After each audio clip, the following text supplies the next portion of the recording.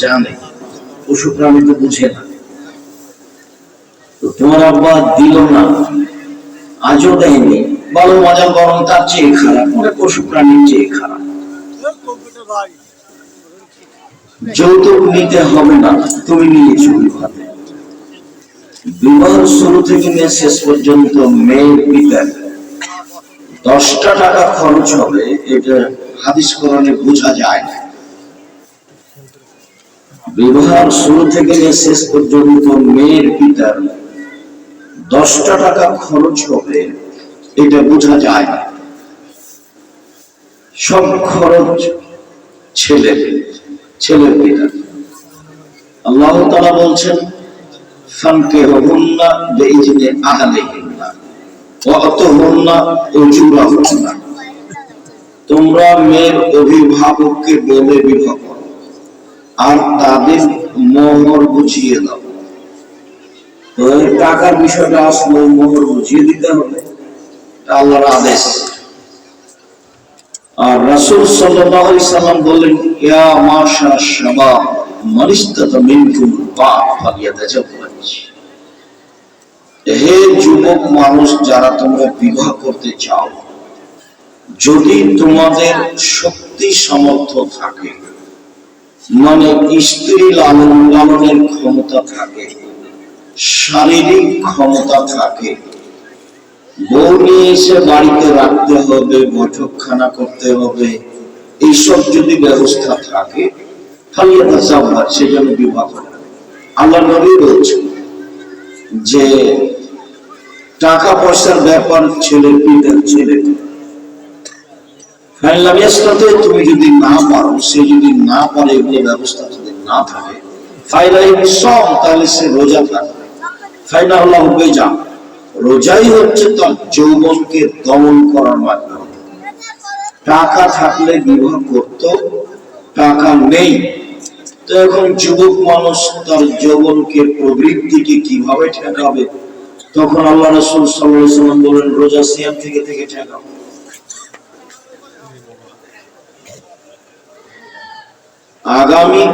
আগামী পরশু থেকে সিয়াম শুরু হচ্ছে। এক সাহাবী রাসূল সাল্লাল্লাহু আলাইহি সাল্লামকে বলছেন, আল্লাহর নবী, শাবান মাসে আপনি এত বেশি সিয়াম থাকেন কেন? আপনাকে তো অন্য মাসে এত সিয়াম পালন করতে দেখি না, দেখি একটু কেন আপনি শাবান মাসে সিয়াম থাকেন? আল্লাহ রাসূল বলছেন, দেখো, শাবান বাইনা রজব ও রমজান, শাবান একটি মাস, রজব ও রমজানের মাঝে, শাবান একটি মাস, রজব ও রমজানের মাঝে, অনাস একগুলোর আনহ, মানুষ তাতে গাফিল থাকে। তুরফাউ আলা ইলা রাব্বিল আলামিন, মানুষের আমল আল্লাহর কাছে, বাৎসরিক আমল আল্লাহর কাছে পেশ করা হয়। ওয়ানা উহিব্বু ইরফা আমালি ওয়ানা সায়েম, আর আমার মনটা চায় যে আমার যখন বাৎসরিক রিপোর্ট আল্লাহর কাছে পেশ করা হবে, তখন আল্লাহ দেখুন যে আমি সিয়াম আছি। এই জন্য আমি শাবান মাসে বেশি বেশি সিয়াম করি। পরে আবার আসছি ফিরে এখানে। আয়েশা রাদিয়াল্লাহু তাআলা আনহা বলেন, কানা নবী সাল্লাল্লাহু আলাইহি ওয়াসাল্লাম ইয়াসুমু শাবান কুল্লাহু, আল্লাহর নবী পুরো শাবান সিয়াম করতেন। অফিরাতে ইল্লা কালিলা, শেষের দিকে কয়েকটা বাদ দিতেন। উম্মু সালমা রাদিয়াল্লাহু তাআলা আনহা বলেন, লা ইয়াসুমু শাহরাইনি মুতাতাবিআইনি ইল্লা শাবান ওয়া রমজান, আল্লাহর নবী পরস্পর দুইটি মাস সিয়াম পালন করতেন না, তবে শাবান আর রমজান। আল্লাহর নবী পরস্পর দুইটি মাস সিয়াম পালন করতেন না, তবে শাবান আর রমজান। আল্লাহর নবী পরস্পর 2 মাস সিয়াম পালন করতেন না, তবে শাবান আর রমজান। মানে রমজানের সিয়াম তো ফরজ করবেই, কিন্তু শাবানও প্রায় পুরো শাবান সিয়াম থাকতেন। অত্র হাদিসে বলা হচ্ছে আল্লাহর নবী, আপনাকে আমি শাবান মাসে যত সিয়াম পালন করতে দেখি, অন্য মাসে তো আমি আপনাকে তত সিয়াম পালন করতে দেখি না। আপনি শাবান মাসে এত বেশি সিয়াম পালন করেন কেন? তখন আল্লাহ রাসূল বলছেন, দেখো, বাৎসরিক রিপোর্ট পেশ করা হয় আল্লাহর কাছে শাবান মাসে, আর আমার মনটা চায় যে আমার যখন রিপোর্ট আল্লাহর কাছে পেশ করা হবে, তখন আল্লাহ দেখুন যে আমি সিয়াম আছি, দেখো আমার রিপোর্টটা দেখো, সিয়াম অবস্থায় দেখো। এই জন্য আমি বেশি বেশি শাবান মাসে সিয়াম থাকি। আর রাসূল সাল্লাল্লাহু আলাইহি ওয়াসাল্লামের জানা ছিল না সেদিন কোন দিন, যার কারণে বেশি বেশি রাখতেন রিপোর্টটা ধরার জন্য। কিভাবে কিভাবে ভারত, বাংলাদেশ, পাকিস্তানের হুজুরেরা জেনে নিয়েছে সেদিন 15 শাবান। তাই তারা 15 শাবানে রাতে গোসল করে, তাই তারা কলকারখানা, অফিস আদালত, শিক্ষা প্রতিষ্ঠান সব কিছু বন্ধ করে রাতে গোসল করে আতর গোলাপ মেখে দিনে সিয়াম থাকে। ওরা জেনে নিয়েছে বাস একদিন। আর আল্লাহর নবীর জানা ছিল না সেই দিন তিনি কষ্ট করে বেশি বেশি দিন থাকছেন।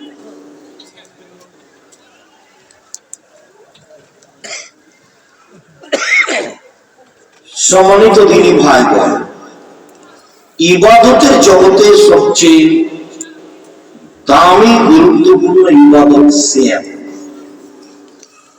ইবাদতের জগতে সবচেয়ে দামি গুরুত্বপূর্ণ ইবাদত হলো সিয়াম। আবু সাঈদ খুদরি রাদিয়াল্লাহু তাআলা আনহু বলেন, রাসূল সাল্লাল্লাহু আলাইহি ওয়াসাল্লাম বলেছেন, মান সামা ইয়াওমান ফি সাবিলিল্লাহ বা'দাল্লাহু ওয়াজহান লিন-নারি সাবিলা খালিফা। কেউ যদি আল্লাহকে সন্তুষ্ট করার জন্য একদিন সিয়াম থাকে, তাহলে আল্লাহ তাকে জাহান্নাম থেকে 70 বছরের পথ দূরে সরিয়ে দেবে। কফি রিওয়ায়াতে অন্য এক বর্ণনায় এসেছে, রাসূল সাল্লাল্লাহু আলাইহি সাল্লাম বলেছেন, মান সামা ইয়াওমান ফি সাবিলিল্লাহ বা'দাল্লাহু ওয়াজহাহু আন মাসিরাতে আম। কেউ যদি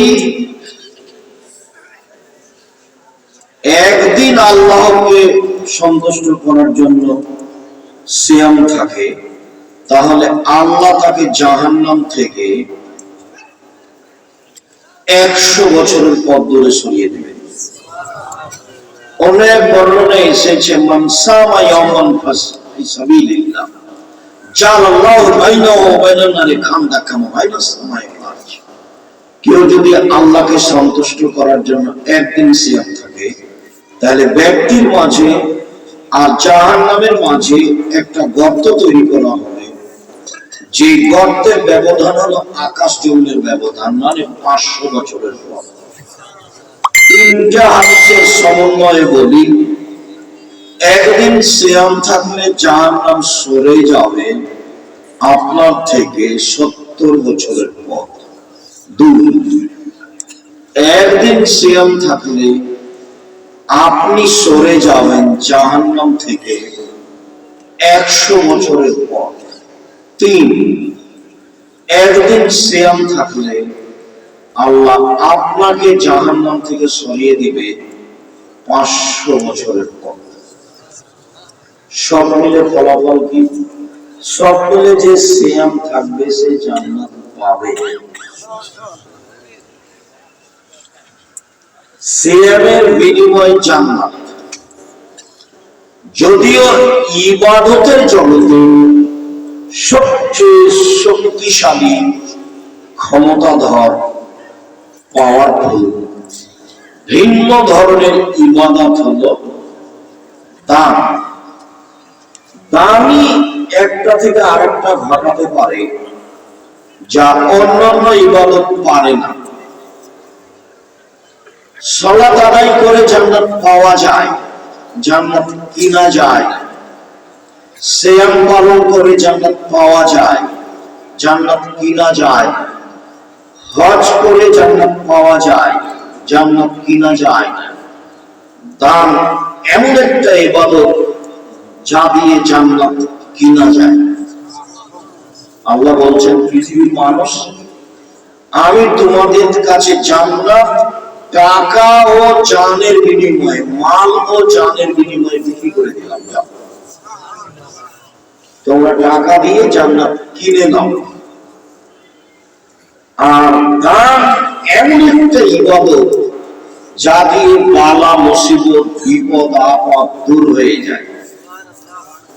দান এমন একটা ইবাদত যা দিয়ে কবরের শাস্তি বন্ধ হয়ে যায়। দান এমন একটা ইবাদত যা দিয়ে মরা মানুষের পাপ মিটে যায়। আপনি আপনার বাপ মা মারা গেছেন, তাদের নামে দান করবেন, তাদের পাপ মিটে যাবে। হাদিস বুখারী মুসলিম। দান এমন একটা ইবাদত মানুষের পাপকে মিটিয়ে দিতে পারে, পানি যেমন আগুনকে নিভিয়ে দিতে পারে। দান এমন একটা ইবাদত আল্লাহর রাগকে মিটিয়ে দিতে পারে।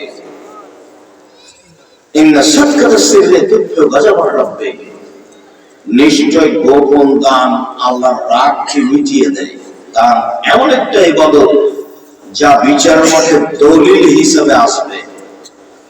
দান এমন একটা ইবাদত বিচারের মাঠে আপনাকে ছায়া করার জন্য আসবে। দিন পর্যন্ত মানুষের মাঝে বিচার শেষ না হবে, ততক্ষণ পর্যন্ত আপনি দানের ছায়া তলে থাকতে পাবেন। এই কথা মুহাম্মদ সাল্লাল্লাহু আলাইহি ওয়াসাল্লাম বলেছেন। সালাত আপনার ছায়া হিসাবে আসবে না, সিয়াম আপনার ছায়া হিসাবে আসবে না, হজ আপনার ছায়া হিসাবে আসবে না, তাসবিহ তাহলিল জিকির আজকার আপনার ছায়া হিসাবে আসবে না। সম্মানিত দিনী ভাই বোন, বলছিলাম যে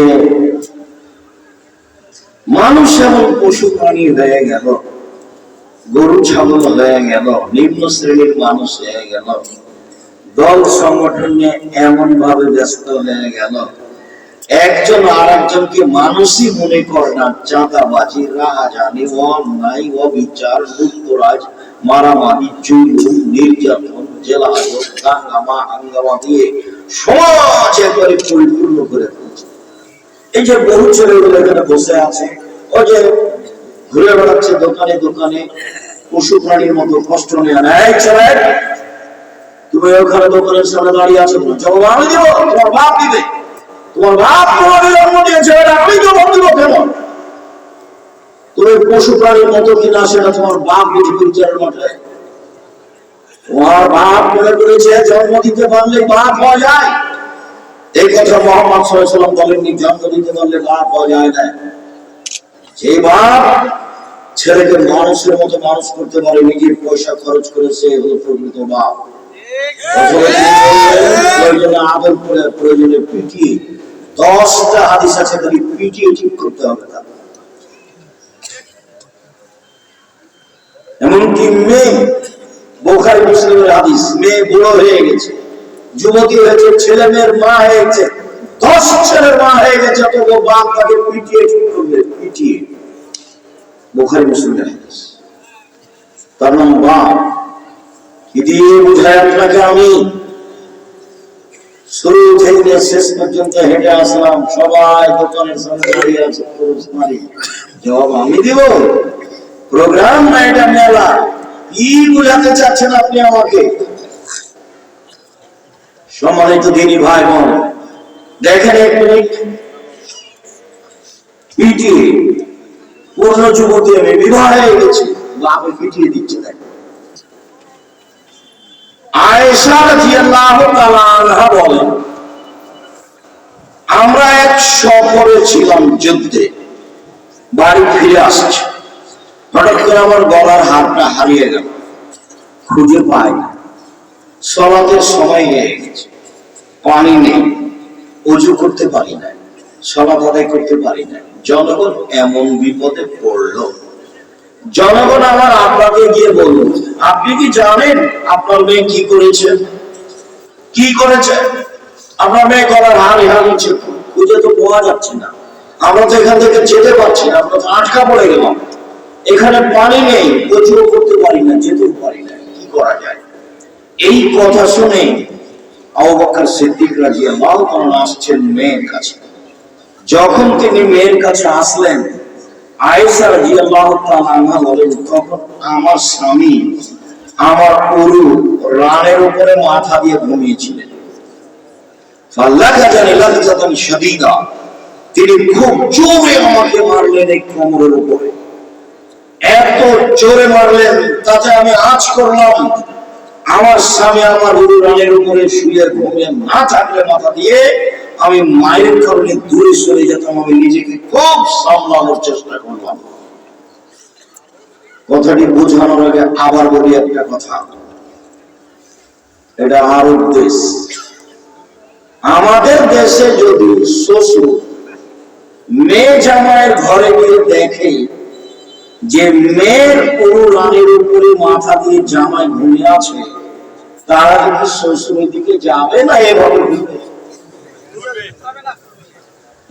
বুঝতে পারলেন না? মনে এইভাবে উল্টা ঘুরবে না। আমাদের দেশের গতিবিধিতে ওইদিকে যাবে, পাল্টা এদিকে ঘুরবে। তো এই পরিবেশকে আবু বকর সিদ্দিক রাদিয়াল্লাহু আনহু কিছুই মনে করলেন না। তিনি গিয়েই মেয়েকে মেরে দিলেন এই সময়। তো এবার বুঝেন, একেবারে আদম থেকে নিয়ে কিয়ামত পর্যন্ত নবী রাসূল ব্যতীত পৃথিবীতে সবচেয়ে দামি মানুষ হলেন আবু বকর সিদ্দিক রাদিয়াল্লাহু আনহু। নবী রাসূল ব্যতীত আদম থেকে নিয়ে কিয়ামত পর্যন্ত সবচেয়ে দামি মানুষ আবু বকর সিদ্দিক রাদিয়াল্লাহু আনহু, তিনি মেরে দিলেন। হাওয়া থেকে নিয়ে কিয়ামত পর্যন্ত যত মহিলা এসেছে, যত মহিলা আছে, যত মহিলা আসবে, সবার চেয়ে দামি হলেন আয়েশা রাদিয়াল্লাহু তাআলা, তাকে মেরে দিলেন। আর যার সামনে মারলেন ইনি হচ্ছেন জামাই।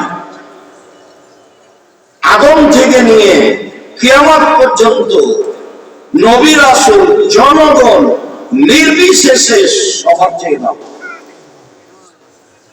আদম আলাইহিস সালামের চেয়ে দাম, ইব্রাহিম আলাইহিস সালামের চেয়ে দাম, পৃথিবীতে সবার চেয়ে দামি মানুষ মুহাম্মদ সাল্লাল্লাহু আলাইহি ওয়াসাল্লাম, তার সামনে মেরে দিলেন। এবার তাহলে বুঝেন, সবচেয়ে বড় মানুষে মারলেন, সবচেয়ে বড় মহিলাকে মারলেন, সবচেয়ে বড় মানুষের সামনে মারলেন, বিবাহিতা মেয়েকে মারলেন, জামাইয়ের সামনে মারলেন, পূর্ণ যুবতী মেয়েকে মারলেন, হাত দিয়ে মারলেন, খোলা মাঠে মারলেন, 1400 মানুষের সামনে মারলেন, সবচেয়ে বড় মানুষে মারলেন, সবচেয়ে বড় মহিলাকে মারলেন, সবচেয়ে বড় মানুষের সামনে মারলেন, পূর্ণ যুবতী মেয়েকে মারলেন, বিবাহকারী মেয়েকে মারলেন, জামাইয়ের সামনে মারলেন, হাত দিয়ে মারলেন, দিন দুপুরে মারলেন, খোলা মাঠে মারলেন, 1400 মানুষের সামনে মারলেন। এত বড় মানুষে, এত বড় বেটিকে এত বড় মানুষের সামনে খোলা মাঠে মেরে দিলেন। ভুল কোথায় গলার হার হারিয়ে গেছে খেয়াল করতে পারেননি সেটা। আর আপনার মেয়েটা জোর থেকে এখানে ঢং করে ঘুরছে, আপনি তার খোঁজে নিতে পারেন না। আপনি আবার বাপ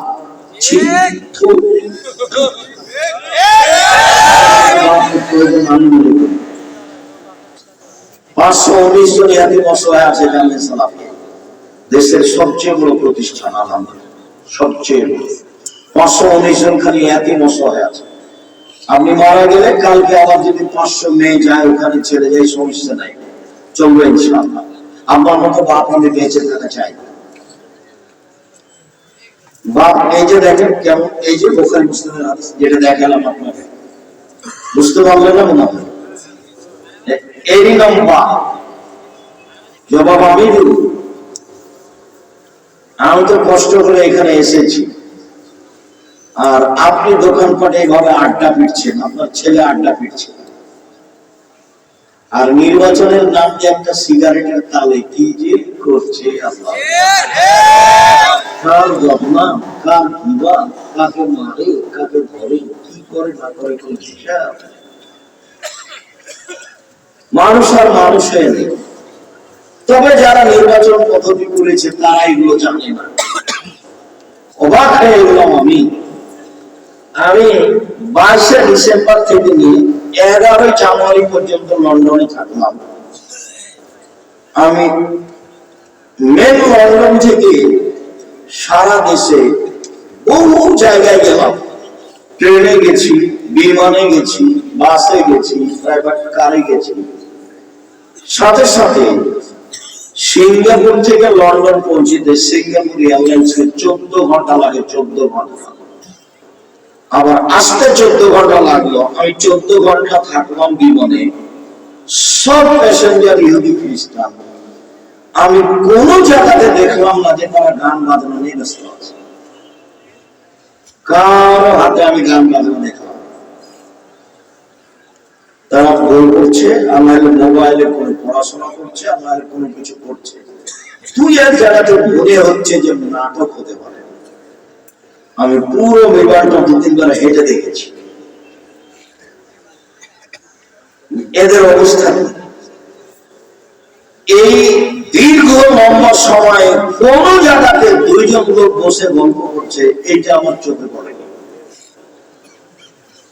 দেখেন আপনি যে এখনই আসছিলাম তখন একটা দোকানে 7-8 জন বসে গল্প করছে। অথবা ওখানে টিভি আছে কিনা আমি খেয়াল করতে পারলাম না, গাড়িতে ছিলাম তো। টিভি থাকতে পারে, ল্যাংটা ভ্যান আসছে আর 8-10 জন মিলে দোকানে বসে গল্প করছে। মানুষ না বুঝে না ওরা, অন্তর আছে বুঝে না, দেখেও দেখে না ওরা, চক্ষু আছে দেখে না, শুনেও শুনে না ওরা, কান আছে শুনে না। উলাইকা কালানাম, তারা পশু প্রাণীর মতো, তারা গরু ছাগলের মতো, তারা কুকুর শ্রেণীর মতো, ভালো মজার বরং তার চেয়ে খারাপ। আমি এ কথা আল্লাহ বলছে। কি বুঝাতে চান আপনি? ছেলে তো আত্মা, মেয়ে তো আত্মা, জবাব আত্মা। উপার্জনের 4টা পথ, বেঁচে থাকার 4টা পথ। 1 5 ওয়াক্ত সালাত, 2 হালাল রুজি, 3 কোরআন তেলাওয়াত, 4 আড্ডা পিটা চিরদিনের জন্য হারাম, জান্নাত হবে ইনশাআল্লাহ। আড্ডা পিটা 2 ধরনের। একটা হলো বড় মোবাইলে ল্যাংটা মেয়ে দেখে ঘন্টার ঘন্টা কাটানো, এ হলো একটা আড্ডা পিটা। আর আড্ডা পিটা আরেকটা হলো যে দোকানে বসে গল্প জমাচ্ছেন 6 জন 5 জন 10 জন মিলে, চলছে রাত 2টা 1টা পর্যন্ত।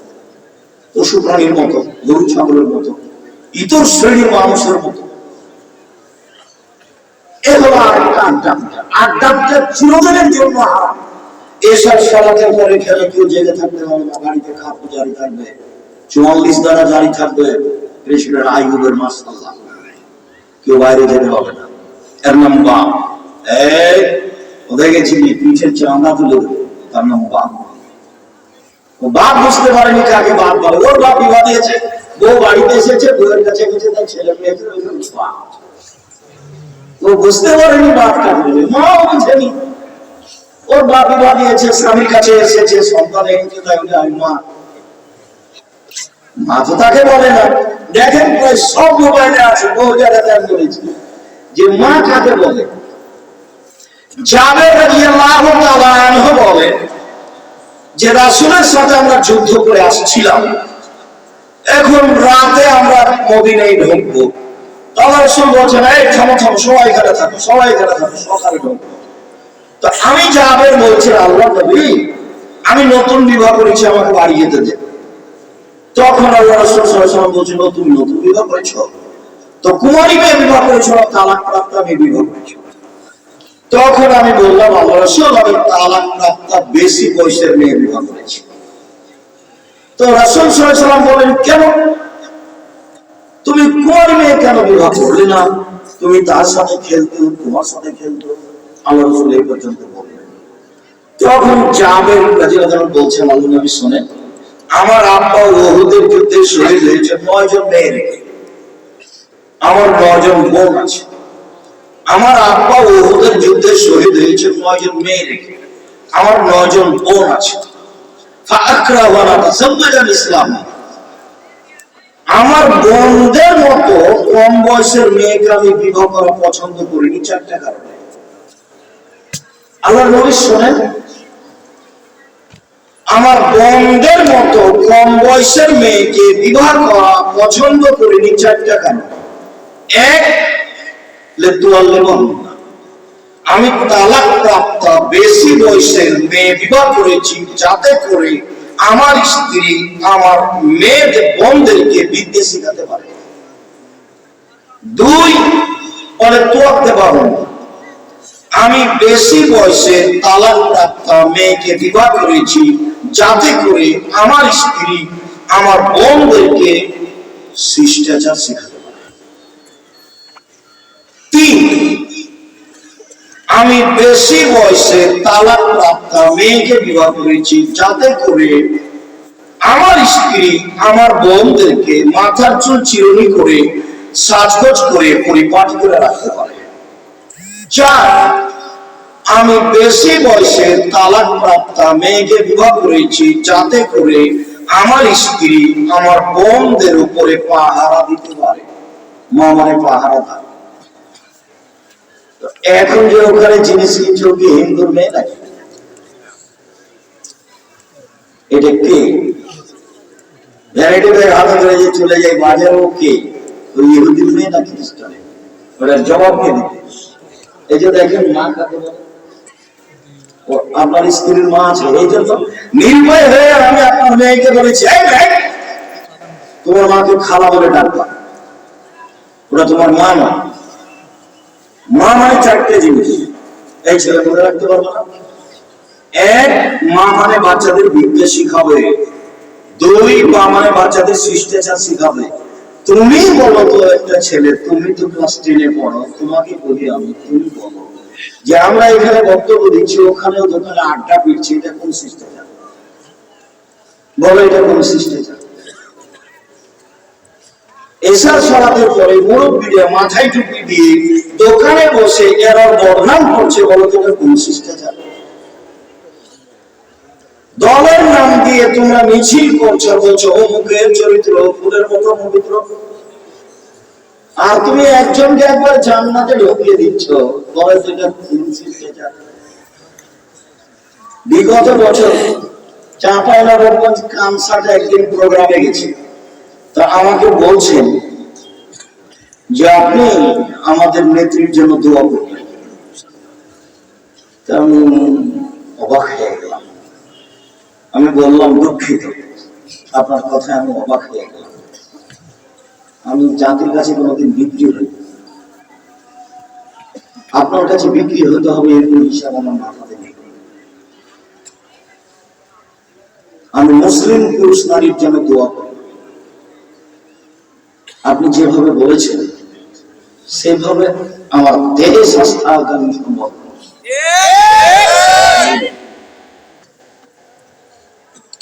আপনাদের নেত্রীর বয়স 45 মিনিট। যারা যত বড় জালেম হবে তার সময় তত কম। ফেরাউনের বয়স ছিল মাত্র 2-3 মিনিট। ফেরাউন ডুবলো, গেছে 2-3 মিনিট। আর আবসামদের বয়স সময় ছিল হাফ মিনিট, 30 সেকেন্ড, 20 সেকেন্ড, বিদ্যুৎ, তারপর নাই আবসামদ নেই। আল্লাহ বলছেন আবসামদ এত ক্ষমতাধর ছিল, এত ক্ষমতাধর ছিল, লাম ইউখলাক মিসলুহা ফিল বিলাদ, পৃথিবীর মাটিতে আমার মতো শক্তিশালী জাতি কখনো কোনদিন সৃষ্টি করেনি। ফেরাউনকে আল্লাহ বহুবার বলেছেন, ফেরাউন মনে রেখো, তোমার পূর্বে যারা ছিল তারা অর্থ সম্পদে তোমাদের চেয়ে বেশি ছিল। তোমাদের পূর্বে যারা ছিল তারা জমিনে স্মৃতি নির্মাণে বেশি ক্ষমতাধর ছিল। তাদের ক্ষমতা শারীরিক, তাদের ক্ষমতা আর্থিক, তাদের ক্ষমতা স্মৃতি নির্মাণে তোমাদের চেয়ে অনেক বেশি ছিল। যার কারণে আমার মনে হয় মিশরের পিরামিড ফেরাউন তৈরি করেনি, আবসামদ করেছে। একটা পাথরের ওজন 23 টন, একটা ক্রেন উঠাতে পারে 18 টন। তো 100-150 ফুট উপরে একটা পাথরকে 23 টন ওজনের পাথরকে কেমনে উঠাবে? কিভাবে হতে পারে? হয় কি ক্ষমতা দেখায় না, দলীয় দাপট দেখায় না, মানুষকে অপমান করো না, মানুষকে জেল হাজতে দিও না, মানুষের জমি দখল করো না, চাঁদাবাজি করো না। ইতর শ্রেণীর মানুষ চাঁদাবাজি করো কেন বেটা? চাঁদাবাজি করো কেন? বাংলাদেশে তো বলছে বিবাহ করলে চাঁদা দেওয়া লাগে। আর কিছু কিছু ছেলে বলছে ওরা এতদিন কেমন চাঁদাবাজি করেছে আমরা করবো না। ওরাও বলছে তুমিও বলছো ওরাও কিছু করেনি। বুঝে না ওরা অন্তর আছে, বুঝে না, দেখে না ওরা চক্ষু আছে, দেখে না, দেখা দরকার। শুনে না ওরা কান আছে, শুনে না। উলাইকা কালানাম, তারা পশুপ্রাণীর মতো, তারা গরু ছাগলের মতো, তারা কুকুর শ্রেণীর মতো। ভালো মজার বরং তার চেয়ে খারাপ। বাপ এটা ভিক্ষে করে খাওয়া, চাঁদাবাজি করবে। আচ্ছা শয়তানি করবে না, চাঁদাবাজি করবে না বেটা, বাপ এটা ভিক্ষে পাওয়া, ভিক্ষে চাইবে। উপার্জনের 1 নম্বর পথ হলো ব্যবসা, 2 নম্বর পথ হলো চাকরি, 3 নম্বর পথ হলো জমি চাষ, 4 নম্বর পথ হলো দিন মজুরি। সবচেয়ে নিম্নমানের উপার্জন হলো দিন মজুরি, কিষান কামলা, পাট দিয়ে খাওয়া, কিষান কামলা গিরি করে খাওয়া। এর ব্যাপার আল্লাহ রাসূল বলছেন, এই সাবধান, দিন মজুরকে কাজ শেষ হওয়ার সাথে সাথে টাকা দিয়ে দাও, গায়ের ঘাম শুকানোর আগে টাকা দিয়ে দাও। চাকরি, এই যে চাকরি করছো শোনো, যে বেতন নির্ধারণ হয়েছে এই বেতনের বাইরে 1 টাকাও নিবা না, নইলে সেটা হলো আত্মসাৎ। মুহাম্মদ সাল্লাল্লাহু আলাইহি ওয়াসাল্লাম এভাবে বলছেন। 3 জমি চাষ করো, তবে জমি চাষে অন্তর শক্ত হয়ে যায়, জমি চাষে মানুষ ভীরু হয়ে যায়, জমি চাষে মানুষ ইবাদত করতে পারে না, মানে জমি চাষকে পছন্দ করলেন না। 4 ব্যবসা। তখন তিনি বলছেন আত্তাজির আস-সাদিক আল-আমিন ইয়াকুনু ইয়াউমাল কিয়ামাহ শাহাদা সিদ্দিকিন ওয়াল আম্বিয়া। সত্যবাদী বিশ্বস্ত ব্যবসায়ীরা বিচার মাঠে নবীগণের সাথে থাকবে। নবীগণের সাথে, নবীর সাথে একজন সাহাবী থাকতে চেয়েছিলেন, হয় মনে পড়ে না? কতদিন বললাম না, মনে পড়ে না? আমি বলে দিই। রাতে একজন সাহাবী বলছেন যে আমি রাসূলের কাছে ওযুর পানি আর মেসক নিচ্ছি, আমরা রাতে আছি, রাসূলের সাথে আছি। তো আমি রাতের এক পর্যায়ে ওযুর পানি আর মেসক নিচ্ছি। তো আল্লাহ রাসূল এটা দেখে খুশি হয়ে গেছেন, বাহ তোমার তো বুদ্ধি আছে, ভালোই তো, ঠিক আছে চাও কিছু চাও, কি চাও, আমি খুব খুশি হয়েছি, যা চাইবা তাই দিয়ে। তখন সাহাবী বলছেন আসআলুকা মুরাফাতাকা ফিল জান্নাহ, আপনার সাথে জান্নাতে থাকতে চাই। যেমন বলা তেমন উত্তর, চাও কিছু চাও, খুব খুশি আমি, চাও, আপনার সাথে জান্নাতে থাকতে চাই। তখন আল্লাহ রাসূল বলেছেন আওয়াজ না, এটা অন্য কিছু চাও। তখন সাহাবী বলেছেন ওটাই চাই। তখন আল্লাহ রাসূল বলছেন দেখো ইন্নী বিকাসরাতিস সুজুদ নাফসিক, তুমি একটু আমাকে সাহায্য করো বেশি বেশি সিজদা করে, তাহাজ্জুদ করো, তাহলে আমি কাউকে এমনি পাশে নিয়ে থাকতে পারবো না। একটু বেশি বেশি করে তাহাজ্জুদ করো, সিজদা করো বেশি, আমি চেষ্টা করব তোমাকে সাথে নিয়ে থাকার। লোকটাকে নিজে বললেন চাও কিছু চাও। তো সাহাবী বললেন কি আর চাইবো, আপনার সাথে থাকতে চাই। না অন্য কিছু ওটাই চাই। তখন বলছেন যে তাহাজ্জুদ করো, নাহলে নিয়ে থাকতে পারবো না, বিচার মাঠে আপনাকে জান্নাতে আমি পাশে নিয়ে থাকতে পারবো না। আর এখন বলছেন সত্যবাদী বিশ্বস্ত ব্যবসায়ীরা বিচার মাঠে নবীদের সাথে থাকবেন। আর একটা শুনবেন, আল্লাহ রাসূল বলেছেন ইয়া মাশারাত তুজ্জার, ব্যবসায়ীরা শোনো, ইন্নাল বাই'a ইয়াজুরুল কিসব ওয়াল হালাল, ব্যবসাতে মিথ্যা কথা চলে আসে, কসম চলে আসে, ব্যবসাতে মিথ্যা কথা চলে আসে, কসম চলে আসে। তোমরা দান খায়রাত করে মিটিয়ে দাও, দান খায়রাত করে মিটিয়ে দাও। আর ব্যবসার কতদিন ব্যাপারে ব্যবসায়ীকে উৎসাহিত করবে। চকলেট বিক্রিও ব্যবসা, বাদাম বিক্রিও ব্যবসা, কলা বিক্রিও ব্যবসা। জাপান থেকে মাল নিয়ে এসে চট্টগ্রামে নামে ঢাকাতে নিয়ে আসা ব্যবসা। যখন আপনি সত্যবাদী ব্যবসায়ী, তখন এসব পথ, উপার্জনের পথ চারটে বাছাই করো। এই ছেলে, চারটেই যদি না পারো তাহলে বাংলাটা কি করবে? গেলে কেন ওখানে ফুলের মতো বললে ওকে চিনো তুমি? পিছনে গেলে কেন? মানুষের বদনাম করো কেন? ইতর শ্রেণীর মানুষ বাপ বেটা মনে করো কি? আমি তো গালি দিতে আসি, আমি দুঃখিত।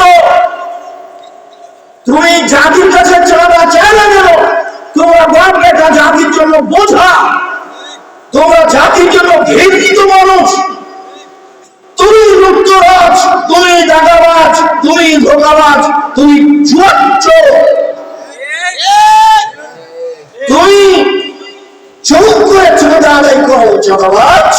এই জন্য জন্ম নিচ্ছ জাতির উদ্ধার করবে। কিছুই যদি না পারো তো একটা বৃদ্ধ মানুষকে ধরে একটু রাস্তা পার করে দিও। কিছুই যদি না পারো একটা ভ্যান ঠেকে আছে একটু পার করে দিও। কিছুই যদি না পারো তো পাশে একটা বৃদ্ধ মানুষ এসেছে, ওকে তুই উঠে গিয়ে বসতে দিও। কিছুই যদি না পারো তো গাড়িতে একটা লোক ধরছে না, একটা বয়স্ক মানুষ এসেছে, তুমি আসো, তুমি লেগে গিয়ে বলো চাচা আপনি যান, আমি পরে যাবো, চাচা আপনি যান, আমি পরে যাবো, আপনি যান। এটা করে কিছু যদি না পারো, যাতে উপকার করো। টাকাবাজ হয়ে না, ধোঁকাবাজ হয়ে না, জুয়াচোর হয়ে না, চাঁদাবাজ হয়ে না। কেন এগুলো করবা? অবাক হয়ে যাই, লন্ডন অমুসলিম নিয়ম কানুন শিষ্টাচার নিয়ে নিয়েছে। একটা মেয়ে বোরখা পরে, 22 হাতের বোরখা পরে সারা দিন সারা রাত যদি ঘুরে, কেউ তাকে একটু কটু কথা বলতে পারবে না, মজা করতে পারবে না। একটা মেয়ে যদি কাপড় ছাড়াই হাঁটে, গায়ে কাপড়ই না, এমনি হাঁটছে, সারা দিন হাঁটলে কেউ তার দিকে বাঁকা চোখে তাকিয়ে কথা বলতে পারবে না। কথা বললেই 18 বছর জেল হবে। কতদিন জেল হবে? 18 বছর।